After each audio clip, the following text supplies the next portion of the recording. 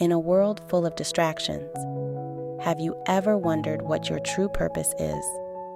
Jesus spoke of a man who left his house, entrusting each servant with a task to do.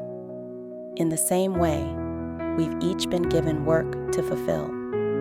Mark 13:34 reminds us that the responsibility is personal. No one else can do it for us. For the Son of Man is as a man taking a far journey, who left his house and gave authority to his servants, and to every man his work, and commanded the porter to watch. Mark 13:34. We have a personal work, an individual responsibility, a personal account to render, and it is our own salvation we must secure. For it is a matter of individual concern. The piety and obedience of others will not save us or be doing our work. Their efforts will never be registered against our names as ours. God has left to every one of us our work, not the temporal labor as planting, sowing, reaping, and gathering in the harvest, but to build up his kingdom, to bring souls to the knowledge of the truth, and to regard this as our first and highest duty. God has claims upon us. He has endowed us with capabilities and given us opportunities, if we will see them and improve them.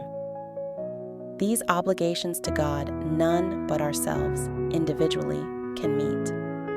The delinquencies of others will be no excuse for anyone to follow their example, because Christ is lifted up as the only true pattern, faultless, pure, uncorrupted. There are those who associate together to do evil and seem to think in this they lose their individual responsibility. But God holds them accountable for every act performed that has the slightest tendency to counteract the work of Christ. Whether they are united with many or with the few, the sin is the same. We are individually responsible. We ourselves should be our concern. Are we in all our words and actions building up the kingdom of Christ, or are we tearing down? Christ says to each one of us, "Follow me, then let us be found followers of Jesus Christ." Now is our time to work. Now is the time for us to form characters after the divine model. If we know Christ, we shall reveal him to others. As thou hast sent me into the world, even so have I also sent them into the world. John 17:18. He came into the world to represent the Father, and the work he has given us is to represent his character. We cannot be excused from doing this work. Our time is now.